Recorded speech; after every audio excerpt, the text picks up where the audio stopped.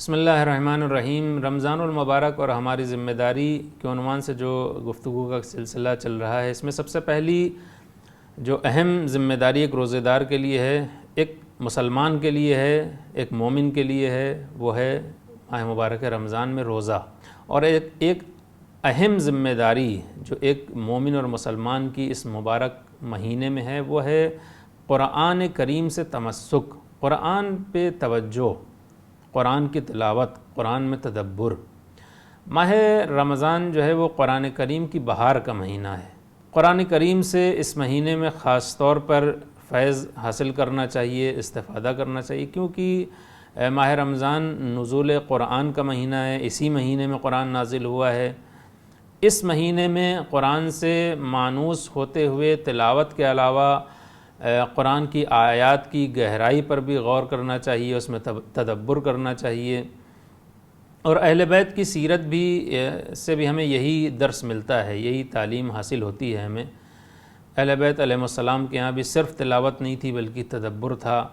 آج ہمارے ہاں بہت سے مومنین ہیں، اس نقطے کی طرف انہیں توجہ کرنا چاہیے۔ ماہ مبارک رمضان شروع ہوتا ہے، تلاوت کا بہت زیادہ ثواب ہے، انشاءاللہ ہم آئندہ اس کو بیان بھی کریں گے احادیث کی روشنی میں۔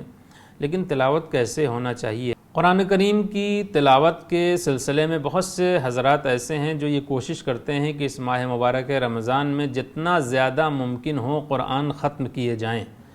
بہت اچھی بات ہے، انسان جتنے زیادہ قرآن ممکن ہو ختم کرے، لیکن یہ خیال رہے کہ قرآن کی تلاوت صرف اس لیے کہ ہمیں 10 قرآن ختم کرنے ہیں، 5 قرآن ختم کرنے ہیں، یہ ہدف نہیں ہونا چاہیے۔ ہدف یہ ہونا چاہیے کہ ہمیں قرآن کو صحیح سے پڑھنا ہے، اس کے قواعد کے ساتھ پڑھنا ہے، ٹھہر ٹھہر کے پڑھنا ہے، تدبر اور ترجمے کے ساتھ پڑھنا ہے، اور اس کے بعد پھر ہم جتنا زیادہ پڑھ سکیں اتنی اچھی بات ہے۔ لیکن صرف پہلے ہی سے اگر ہمارا یہ ہدف ہو کہ ہمیں 10 قرآن یا 15 قرآن ختم کرنے ہیں، اور چاہے جیسے ہم پڑھیں، چاہے جیسے تلاوت کریں، قواعد کی رعایت کریں یا نہ کریں، یہ بہت زیادہ ایسی چیز نہیں ہے جو مطلوب ہو۔ اس کے علاوہ ایک اور تصور بھی پایا جاتا ہے جس کی طرف بھی توجہ ضروری ہے، وہ یہ کہ بہت سے لوگ یہ خیال کرتے ہیں کہ اگر ماہ مبارک رمضان میں قرآن شروع کیا ہے تو پھر ماہ مبارک رمضان میں ہی قرآن کو ختم بھی ہو جانا چاہیے، اور اگر ختم نہیں ہوا تو پھر اس سے ہمیں مشکلات کا سامنا کرنا پڑ سکتا ہے۔ نہیں، دین میں کوئی ایسی چیز نہیں ہے کہ اگر قرآن آپ نے شروع کیا ہے تو اسی مہینے میں ختم کیجئے، اور اگر ختم نہیں کر سکے تو آپ کو کسی مشکل کا سامنا کرنا پڑے گا، ہرگز ایسا نہیں ہے۔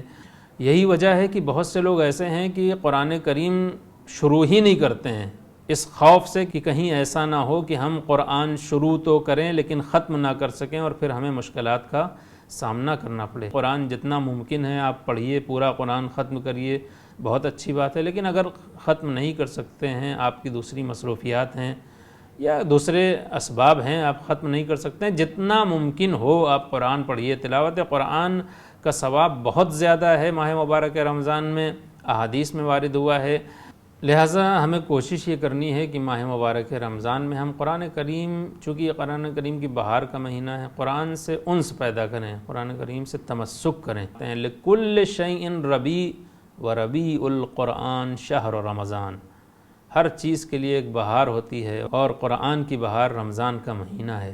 امیر المومنین حضرت علی علیہ السلام قرآن مجید کی شان میں فرماتے ہیں، وَتَفَقَّهُوا فِيهِ فَإِنَّهُ رَبِيعُ الْقُلُوبِ، قرآن میں غور کرو کیونکہ قرآن دلوں کی بہار ہے۔ لہٰذا ماہ رمضان کی بہت ساری برکات قرآن کریم کے سلسلے میں ہیں، اور اس مہینے میں قرآن کے نورانی تعلیمات سے اپنی زندگی کو آراستہ کرنا ہماری ذمہ داری ہے۔